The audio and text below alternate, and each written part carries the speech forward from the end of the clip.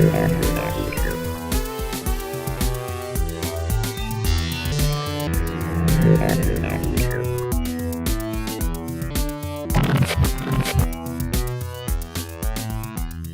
back to the Grindhouse Podcast. I am your host, Cheese Film. And I am Hecubus. And this movie today is another sci-fi movie coming at you. It's another classic sci-fi film. This is by the name of Fantastic Voyage. From 1966. Yes, 1966, The Fantastic Voyage. This movie doesn't really star a whole lot of people I recognize. They recognized one person. Two. I recognized it. You don't recognize Raquel Welch? Not like I recognized him as somebody I should recognize. You know, because he's the main guy, right? Raquel is the woman. Well, then who's the main guy? Oh, his name is... because the main guy... Stephen Boyd, and I don't know who he is. You don't? Because he looked like somebody Yeah, he's got classic... should recognize, you know? Hollywood looks. Yes. Yeah. But I don't know who he is. Donald Pleasance is in this movie. Yes, Donald Pleasance and Raquel Welch are who I know. Donald Pleasance is in a lot of... I don't want to just say B horror movies. No, he's in a lot of movies. He's in a lot of movies. Recently, I've been watching movies, and he's just kind of shown up. And they have been, you know, the Amicus production horror movies like that. So he pops up everywhere, and he pops up in this one as he is the biologist kind of guy. He's the he knows about blood. Yeah, he's the vascular guy. Because this movie, it has a crew of 5 people. Yeah. Right. So there's a surgeon, the surgeon's assistant, your muscle man, your captain, and your blood guy. Right. And he's also the navigator. And he knows where he's going. Right. He's the blood guy. He's the vascular guy because he's navigating through a human body. Right. The one of the twists of this movie is it's not an ordinary submarine movie. Right. It's a submarine movie, and the fantastic world happens to be the human body. Yes. It takes place. It's a Cold War movie. Yeah. Because it's in 1960s, obviously. And a guy, the United States and the Soviet Union both have shrinking technology. It's top secret, super secret. They could put tanks and stuff into a bottle camp, a whole platoon of people, shrink it down that far. But they can't keep you shrunk for longer than an hour. This doctor, figured out how to do it. But permanently. Right. Like, there's no time. At least... or extended. Extended time, right. And the Russians, the Ruskies, try to kill him. He's in a coma because he's got a blood clot in his head. And he's where the Fantastic Voyage takes place. Yes. It's inside him. The mission is to go shrink down, go in through his neck, go up to his brain, use a laser to clean up the blood clot, and then get out in 60 minutes. Or 60 minutes, not 60 seconds. It's a race against the clock type of movie. It's a sci-fi movie, but it's also a pretty good thrilling movie too. Yeah, it is. In 60 minutes, they don't die. They grow back to their normal size. Yes, so they got to get out of him before they grow back to their normal size inside him. Which is it's a military movie too. Yeah, because it's all secret base and military operations and stuff like that. So it's not a matter of like, are you going to survive? It's a matter of don't be a foreign object in the human body and get out in time before you grow through this man's body. That's where the stakes are. Yeah. They'll kill him. Scientific stakes. And if they don't get out in time, his body will start producing antibodies and attack them, and they will die in there. And so this movie has been not really parodied, but it's referenced in a lot of stuff. Oh, lots of stuff. Phineas and Ferb, they have an episode. Do they? Very similar to this, where a character's dog eats something it shouldn't, and they're going to shrink down in a submarine, go in there, get it, and get out. Right. Rick and Morty did it. Rick and Morty did it most recently. Anatomy Park. And there was one other one I was thinking about that did something like this too. But it's cool. Well, Inner Space is basically a revamped version of this movie. Yeah.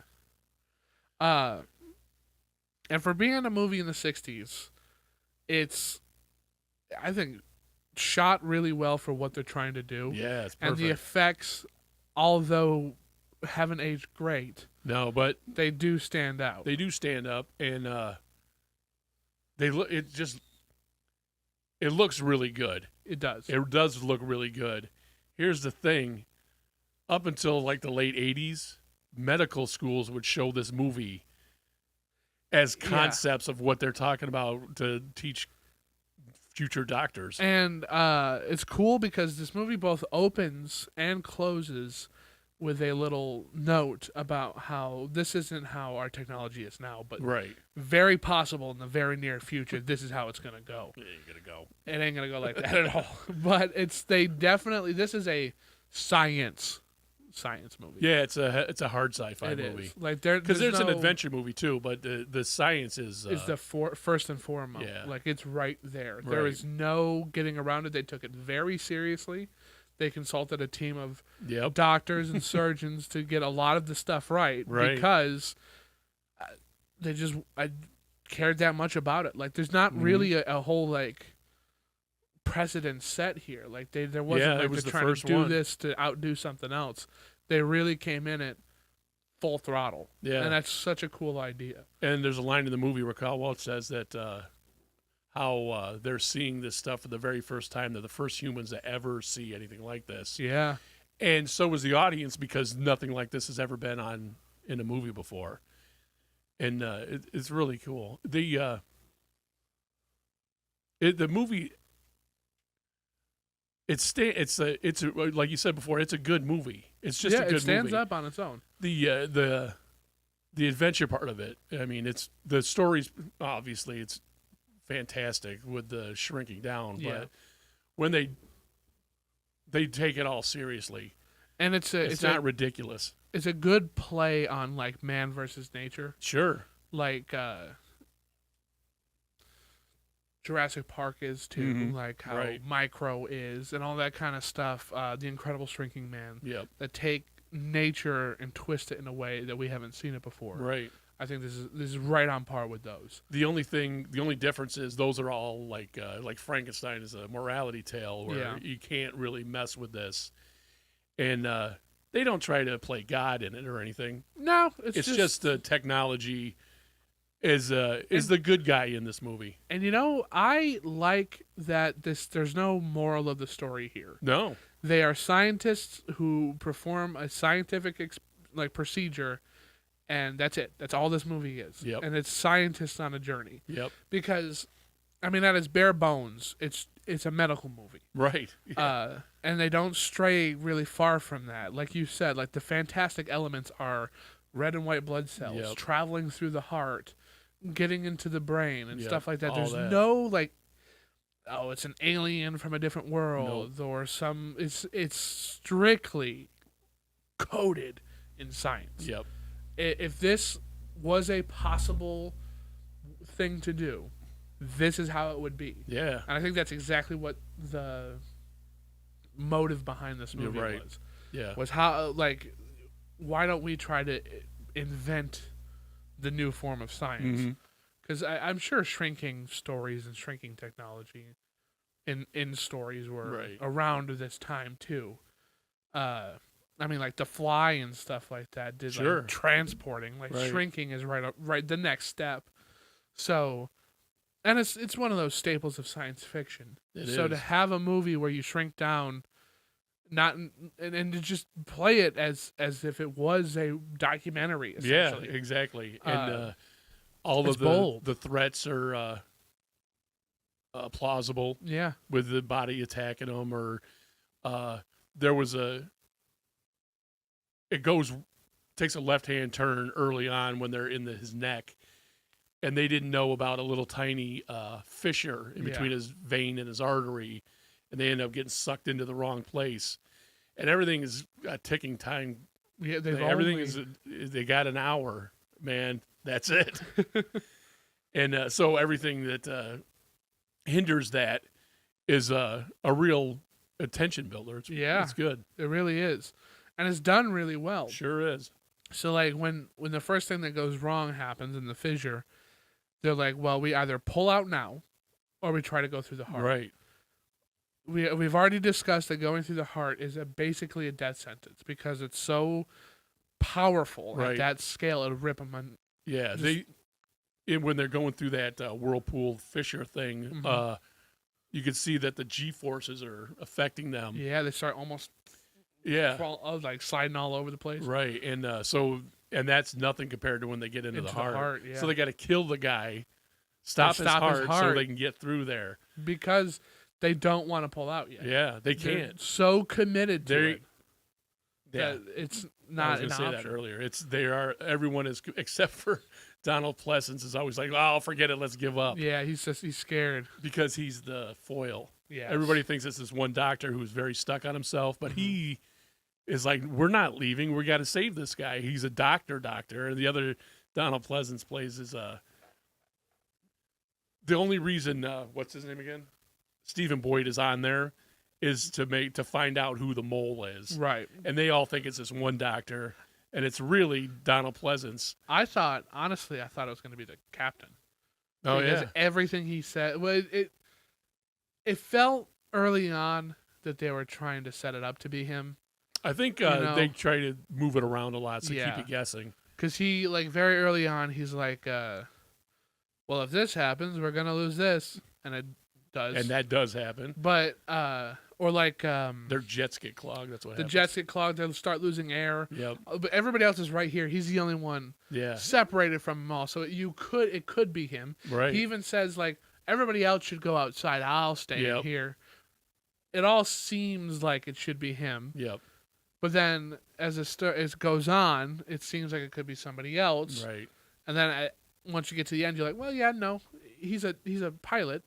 He's not just doing. wrong. He's being a professional. That's yes, all. He was very. If we go through, because they're like tendrils, or something. I don't even know. Yeah, he says if we go through there, they could clog up their jets, and they that's 100% do. Yeah, it's clever that way because they put that smoking bomb in your hand. Like there's something afoot. Mm-hmm. There could be somebody in there that's trying to make sure we don't get the information we want. So keep an eye out, and then all this stuff starts happening, and you're like, okay, well, this is it. It's him. No, it's him. Kind of like the Cold War was. Yeah. Where everybody was pointing to your neighbor, like, oh, no, it's him. It's him. It's her. And in all reality, it was a guy you weren't expecting. Right. You're not supposed to be. Yeah. There's a lot of, you got if we don't get out of here in time, the body will attack us. Yep. If we don't get out of here in time, we'll grow and kill the guy. Him. One of them is a saboteur, but the way it's written, it's not too much. No, they're not throwing everything. You know what I'm talking about? They sometimes these subplots they just don't work out. Yeah. Then all of these work out, and it's all neatly bundled at the end. And it's not like they're throwing because you've got the body coming at you, you've got the time thing, and you've got a mystery saboteur. Right. This could overcrowd the story. And it does not. It doesn't. It definitely propels the story very well.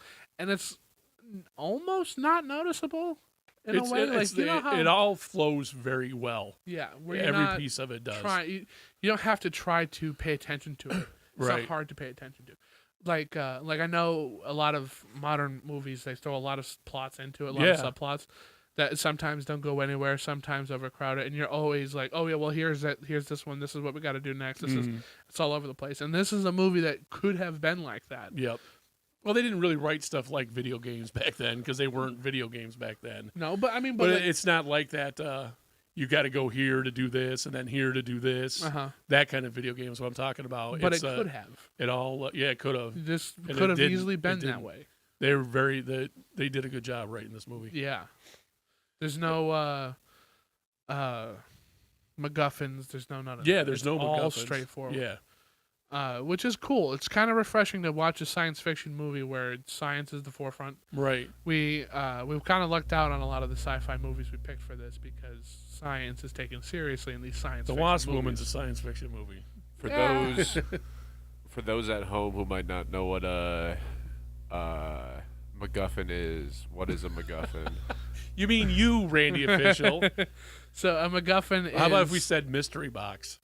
Yeah, it's an object that drives a plot in a way that it doesn't mean anything. Like the Falcon in the Maltese Falcon. Yeah. Stuff like that. It's not that important. Everything happens around it. Okay. And usually it's a red herring. Yeah. Is that a red herring okay for you, Randy Official? What's a fish? What was I gonna say? Oh, and like it's not. Sometimes it gets annoying when movies like you've got to do these things, and then there's so many things in the way. Sometimes it gets to be too many things in the way. Yeah, there's too many. But these are all so plausible. Yeah, they're on their way here, and this is what happens on the way there, and it works out. This is a good movie. It's a great movie. It is. And I didn't want to watch it because you had brought it up a few times because you owned it. Yeah. On Blu-ray, and I was always like, all right, whatever. And then you put it on the big board now, so we had to do it. And I'm glad you did. It's a good time. Yeah, this one I've been told by quite a many people that I should check it out. Yeah, and I was like, they were right. Why not? Yeah, because I hadn't seen it before, which I like watching these classics as an adult. Mm-hmm. Sure. Because I feel like I can get it. Like Yeah. I feel like if I was a kid, I'd find this you. movie to be boring and like You know what I mean? If I had said to you, we're going to watch this Fantastic Voyage from 1966 when you were 7 or 8 or that's how old I was when I saw it, you'd been like, oh, man, come on. But then you would have sat there and watched the whole thing just like me because it's riveting. And it's riveting, and it's riveting the entire time. It is. It's not boring. And you know what? It's something I have to give this movie credit for because it doesn't do what I thought it was going to do. So you've got a military doctor and a military general who are like your top dogs right now. Yep. And then everybody's like underneath them. The military doctor guy tells the military general, no, we're not going to do it that way. He's leading this. We're going to do it this way. Mm-hmm. And then he's like, and she's going to be my assistant. Mm-hmm. And he's like, well, I don't like it, but it's your call. Right. He's not an active combatant. And it could have been so easy to make either him the bad guy or have him be another threat to the plot. And he's not. They do not take the easy way out of any of this stuff. They were going to kill the guy because they were out of time. Yep. And he's like, no, don't kill him yet. If this might be the ship is down and they're trying to get out. Where would they get out? The nearest place. Where's the nearest place? The tear duct. And he looks. And he finds them. There they are, yep. And they get him out that way. I was so impressed with the fact that the military general he's one of those like, no, I've got the rank, kind of talking guy that you would assume he's going to be Mr. Big Boss. I think that's a trope that kind of came after this movie. After this. And so you'd be more exposed to that than it's people so who refreshing. act like professionals and give a crap about what they're doing. Yeah. And they don't want to fail. It felt like such a team effort the entire time. It No does. part was too small. And it's really because Donald Pleasance is there to make sure that the mission fails. Right. But even he's like, well, we can do this. Yeah. And their ingenuity. That's what I really love about like submarine movies and stuff like that is when they got to figure out what they have to do. Yeah, and it's so it almost felt like an Apollo movie, like you're watching a space movie and you're in mission control for part of it, and then you get to see and like there's nobody against another person. Yeah, like, we're all they're here all for the working success together. of the thing. Like we keep talking about Donald Pleasance as the foil, and he sabotages their laser. So now it doesn't matter if they get there or not. Yeah, they can't do anything about it. Well, what are we going to do? We're going to cannibalize the communications. They use Morse code and wireless to communicate with the large world. He's like, well, here's one. You can use this. And like, well, then we won't be able to communicate with them. So they use it to fix the machine, the laser. And the bigger guys, the general and the doctor guy, military doctor guy, he's like, well, this is what I would do. I would go to the ear. And it's nuclear powered. Yeah, so they can track They them. are tracking them, and they're like, well, what I would do was go to the ear. That's where they're going, and that is where they go. And even better, and like it's just so cool, is that they're like, all right, well, this is what we can use to fix the laser gun. They tell them they're going to do it, and then that they won't be able to communicate Yeah. with them anymore. Everything is so. It's unreal. It's not like anything you've seen before in a Yeah, movie. it's Like great. it's so refreshing that everybody is not stupid. Yes. Everybody's doing their job right. Right. Everybody's working as a team. This movie's an hour and 40 minutes long, and this mission is so important. They get right to it in the Yeah. first 15 minutes, and when they're done, The movie's that's over. where it ends. You don't even go back to the guy. Uh-huh. He doesn't wake up and he's like, "Oh, I've Nope. got something to tell you." Nope. We never go back to him. They take him out. They put him on the thing. They start growing. Everybody cheers and claps. Yeah. Don't even address the dead guy. Don't even address because No, Donald. he's not. he Donald didn't make it Sutherland. out. Yeah. They don't Uh, know. Ask why. No, Nothing like that. They say, "Oh, they're glad that these guys did." Yeah.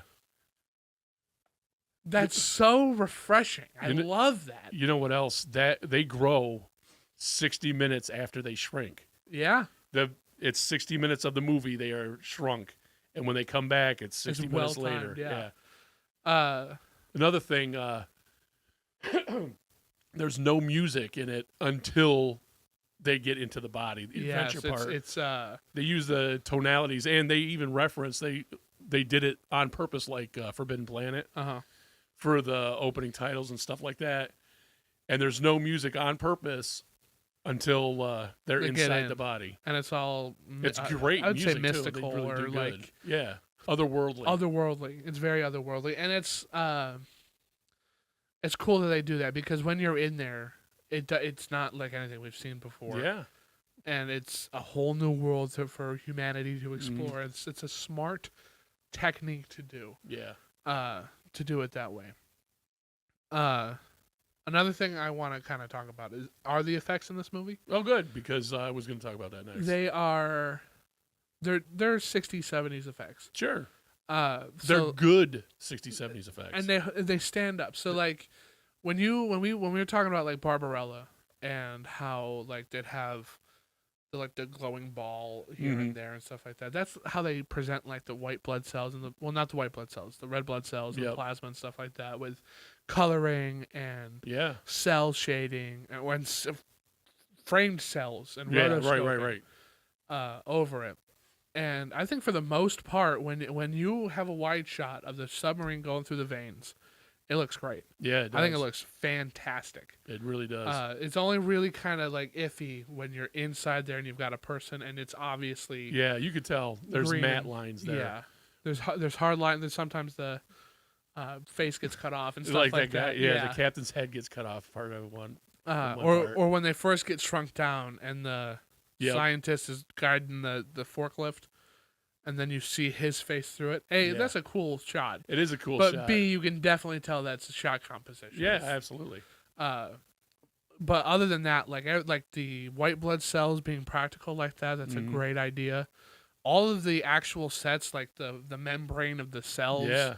the lungs, that huge lung room, the heart. I Mhm. think the heart might have even been a painting or a photo, except for the valve that Yeah, opens. opens and closes, which is really cool.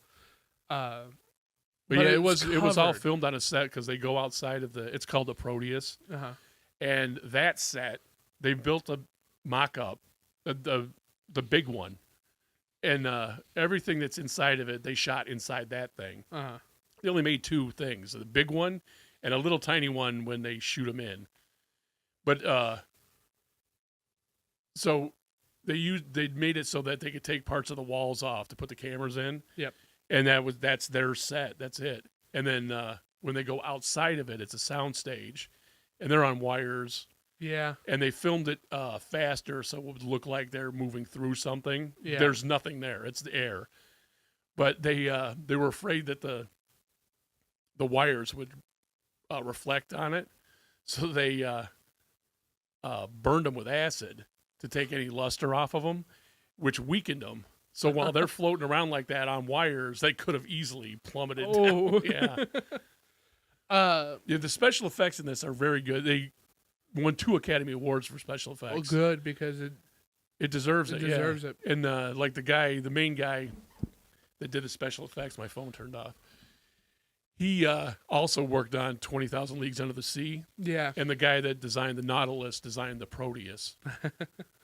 I also like how they didn't just use a giant red film for blood. They made Because it wouldn't be red. It's Well- they say that in things like I thought it would be red. He's like, well, to the naked eye it would be red, but inside it's the red blood cells. Red blood cells are what makes it red.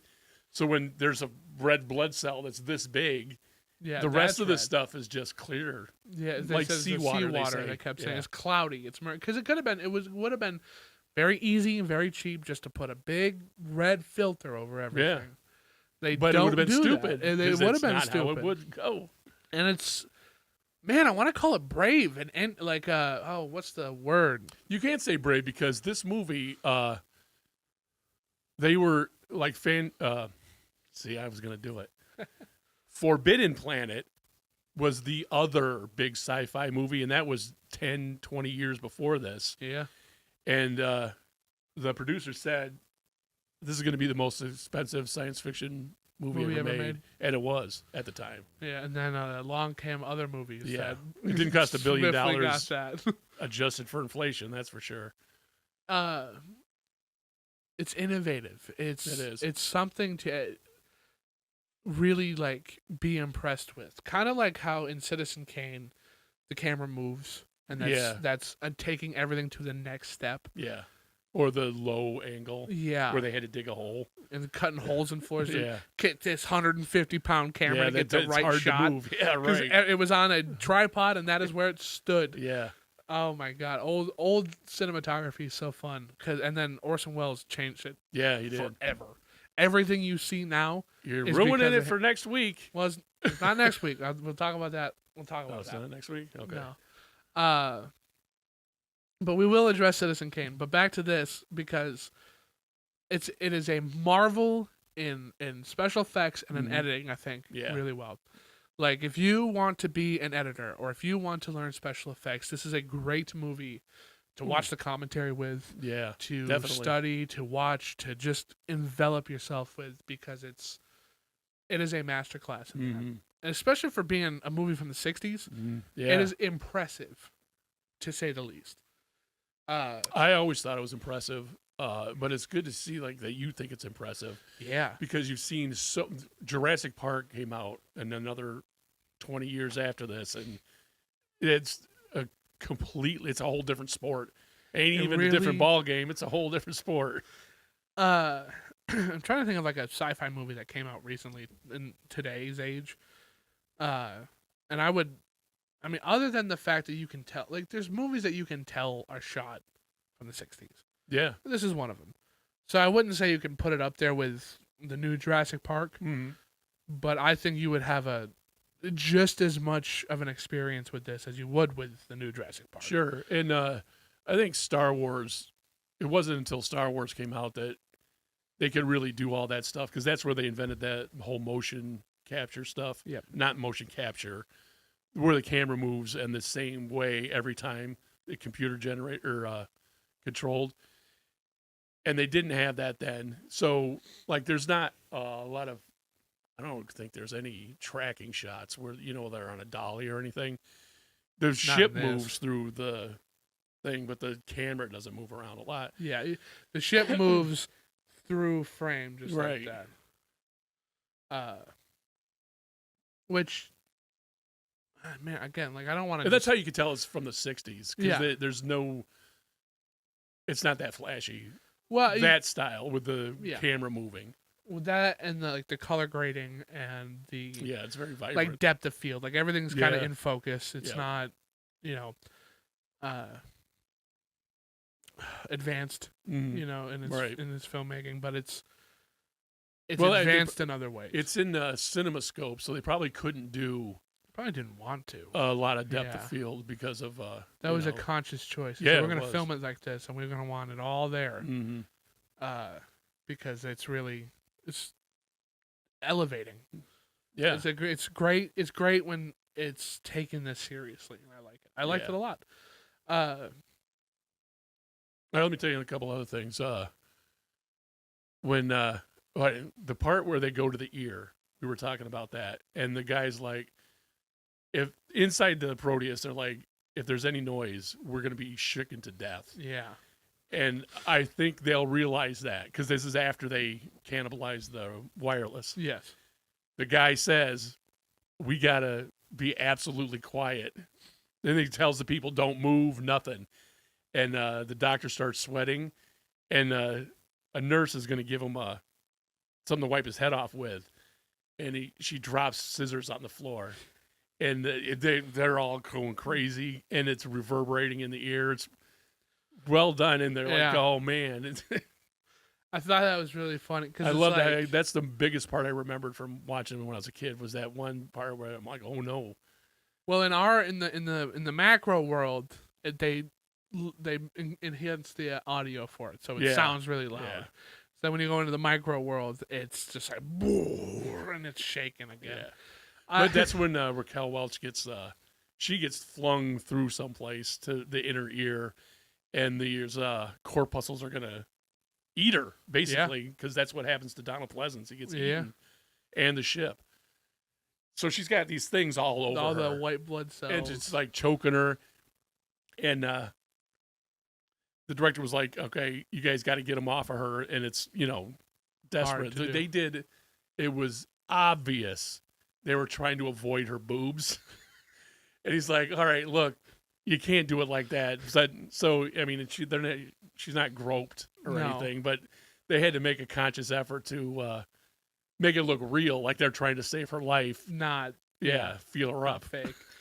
I think it was also kind of a clever thing because when she's in the liquid and they're draining it, and it's tense because it has to drain. It has to. And they pull her out, and the residual water or plasma stuff spills out too, and they're pulling on it, and they're yanking on that hard until it starts oxidizing. Yeah. And it crystals. Yeah. And it's just stuck fragile. onto her. It's around her neck, everything. Yeah. It's pretty. You think she's going to die. I thought she was. And I point this out because there's a little situational humor I find in this movie.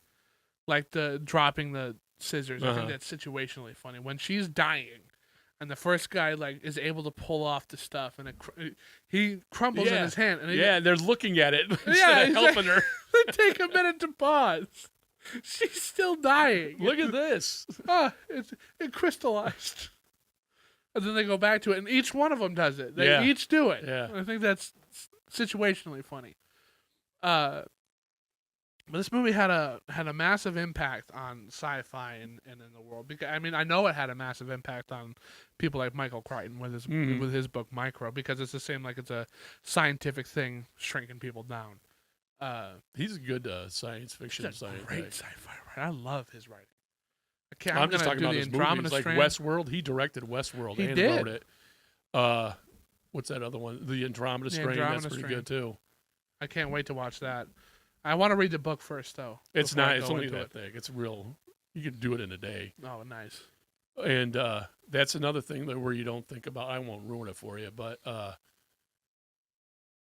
it's it makes sense scientifically, and it could plausibly happen. The Andromeda Strain, and it's good.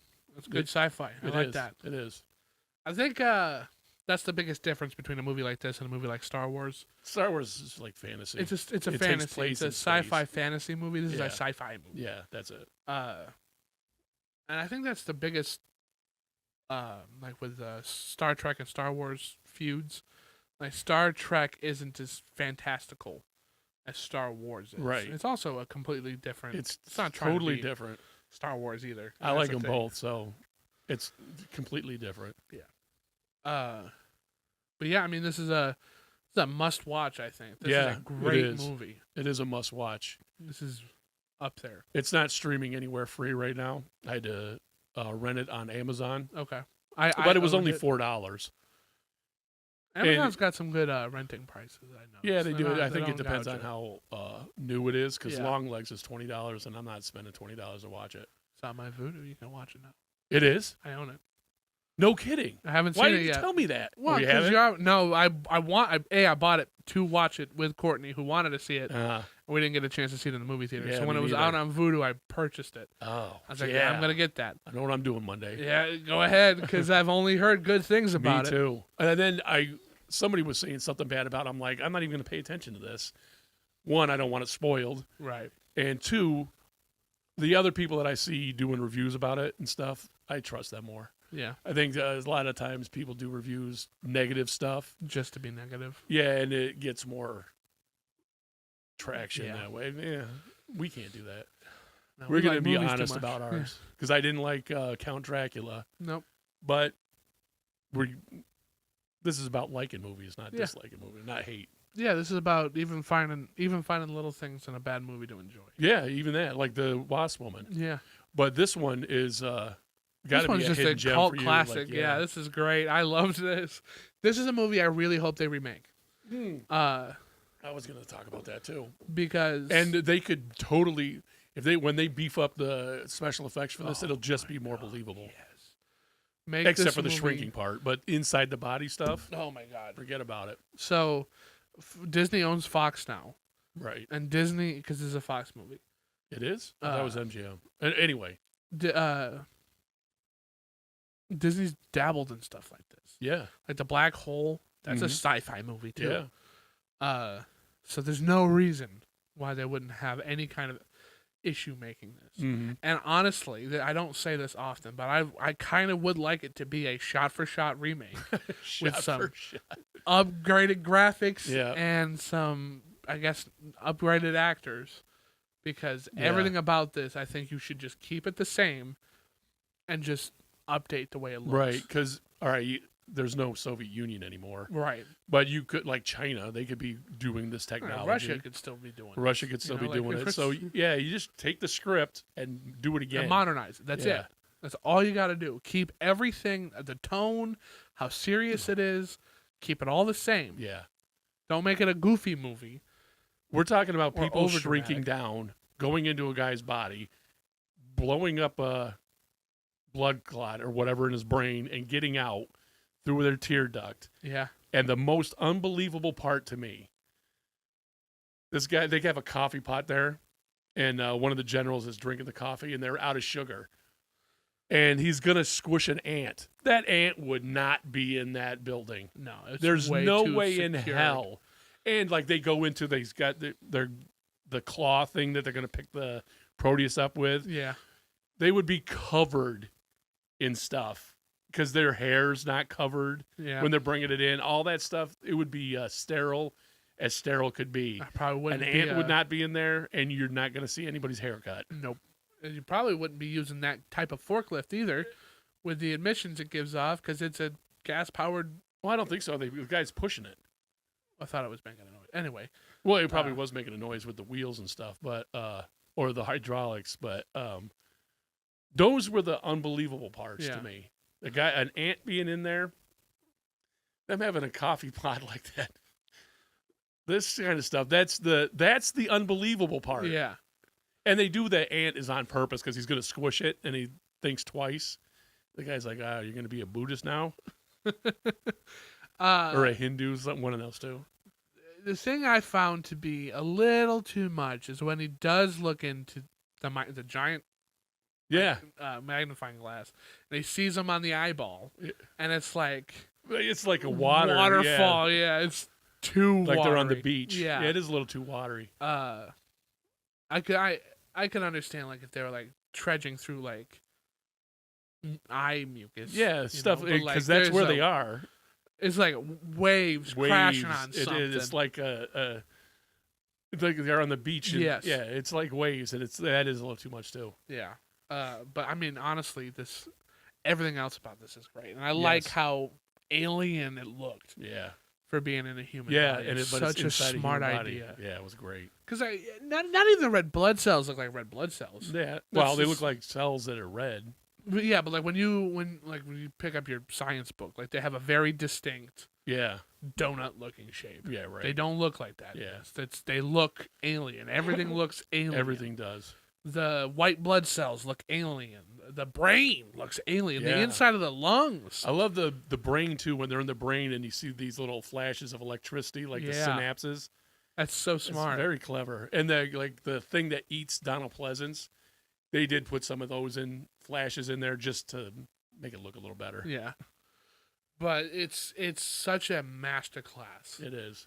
And you know what? In 1966, and I don't know, because the Blob came out in the 50s too, but the thing comes down on his head, Yeah. like in the new King Kong, where that thing comes down, and it's harrowing. And he's like, "Please get me out of here," and that's it. Ugh. What a horrible way to go. Yeah, really. What about you, Randy? What did you think of that movie? Randy Official. Randy Official. Trust Fall. He's the lead drummer of the Trust Fall. The lead drummer. Does it sound like something you'd like to see? Yeah. Yeah, it actually Or- does sound cool. This concept, are you familiar with this concept? Have you seen it in other I mean, I animes or manga? I got both the references that you guys gave, but no, this one and one of the vampire movies I did wish I kind of watched. Hey, you still can. Yeah, Yeah, you really can. because it does sound cool, and I really do like specifically that King Kong scene with the giant worm. That That eats his head. it's crazy. Circus. Yeah. And I think it's Andy Circus. I don't know. I I like. think that was Andy Circus. That gets eaten. I think it is too. I think it is. And that whole scene was originally in King Kong, but they cut it out, and then Peter Jackson put that stuff back in. Good. Yeah. Movie is 3 hours long. That movie is 2 hours. Could be 2 hours longer. I love that movie. disagree. It's good. Yeah, I disagree too, because that from the beginning, there's a little too much character development on that boat. Yeah, I love it. I don't know. I've got such a soft spot for I it. don't I have a problem with understand long everybody's Yeah, problems with it, but man, do I have a soft spot for it. it's It good. might have been one of those movies that was stuck on my DVD player, so I just kept watching it. Oh, that's, That as a kid, I used to watch King Kong to bed every night, but it was a movie long enough to fall And asleep that to. yeah, King Kong looks so good. it does. Wait, When they're 2006. ice skating and stuff. Oh, my and, God. I love to when go see Fantastic Voyage, but he's looking for Ray, and he's just picking up blonde women and then throwing them over his Yeah. shoulder. So good. It's great. I love movies. What sci-fi movies? so Me too. 2 thumbs up, Randy Official. Boom. heck yeah. Official Grindhouse 2. 2 thumbs up.